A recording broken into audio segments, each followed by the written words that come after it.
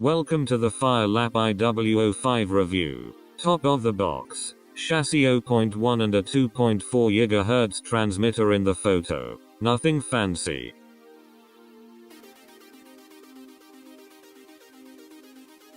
Next. Bottom of the box. An exploded chassis version 1.0, the triple A battery version, and a brief mission statement in Chinese and English. Nice touch. Let's have a look what's inside the box.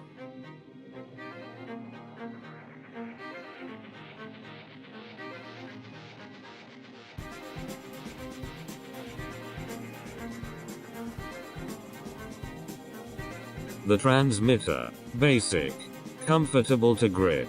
The steering wheel, padded with foam. A power button, battery eject, throttle and steering trim buttons. Various buttons on the other side, reverse throttle, and steering buttons. A power level increase and brake on and off button, and a reset, and bind, buttons.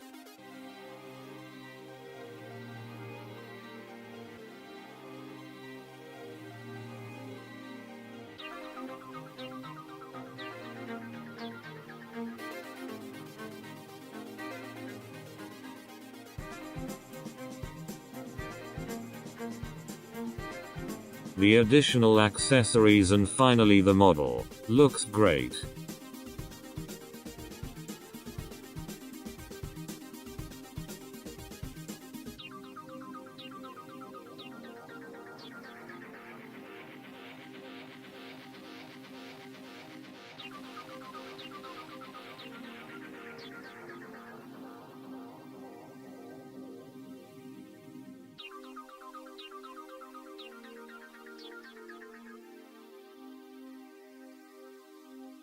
What's inside the accessories bag?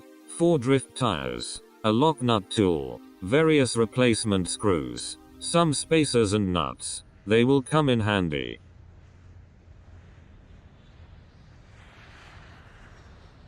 A 2.4 GHz transmitter, basic and comfortable to hold.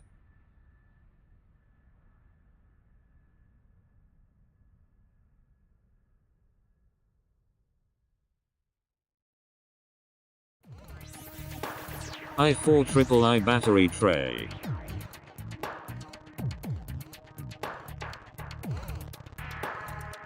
The antenna is just for show, and, above the power button, a faint LED light to indicate power on.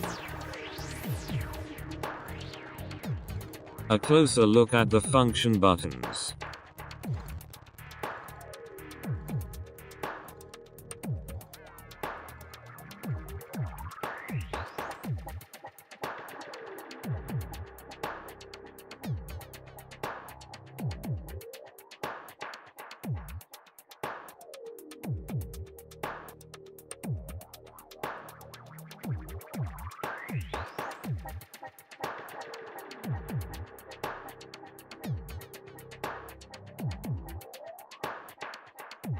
Let's move on to the car. The Audi R8 body shell. The details are great. Not quite auto body scale quality, but I am pleased overall. Unfortunately, the driver side mirror snapped faux during the unboxing. Nothing I can't look after with a little crazy glue.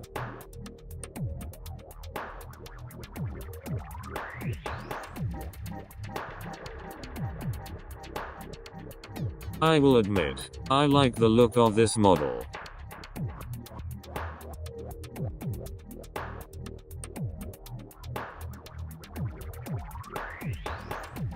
The chassis is carbon fiber and all the suspension components are aluminum and adjustable. It is powered by a 7.4 volt Lipo battery. Let's have a closer look at the body shell. Keep in mind you will receive a random color, white, red or blue. Front and rear light buckets for 2mm LEDs. I noticed the rear air dam is very rough, and seems it was trimmed to accommodate the updated chassis. Is this a sign of things to come? I decided a little filing is in order. Later I will touch it up with a little paint.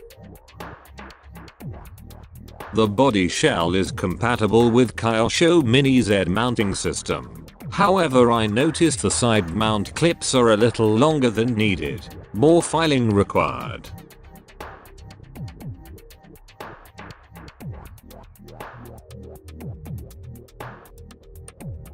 The carbon fiber chassis looked great on paper.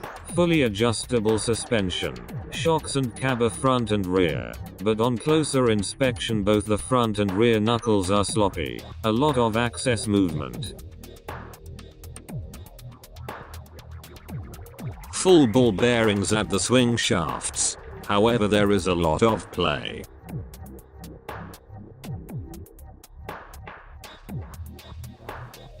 Of course, it is all-wheel drive.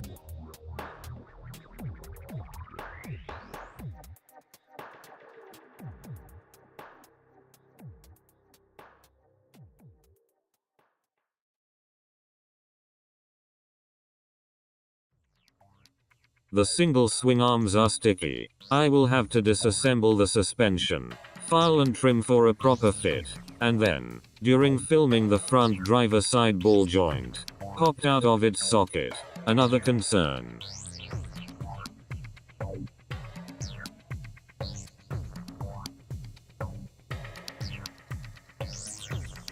The battery connector. It's a JST 2.5mm, 2-pin connector. My Lipo will not work. Easy fix. The ESC is a 2-in-1 unit with brake. The motor is a 130 motor, no capacitor, with an adjustable mount. The drivetrain is a carryover from the previous version, with full ball bearings. Finally, the servo, a 3-wire 3G unit, fully upgradable. Out of the box, the model comes with slick rubber tires. I decided to try out the supplied drift tires.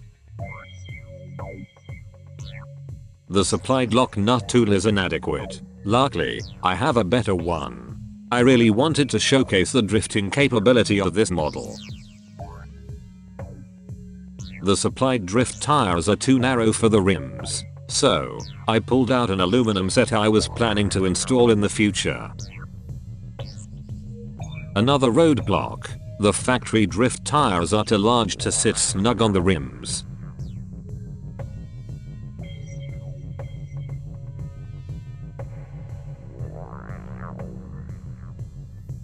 Luckily, I had some mini Q drift tires. Check out a previous video for a full drift tire install in the link above. And here is the model with a full wheel upgrade. I really like the way it turned out. Let's solve the Lipo battery connector issue. I decided to solder together an adapter.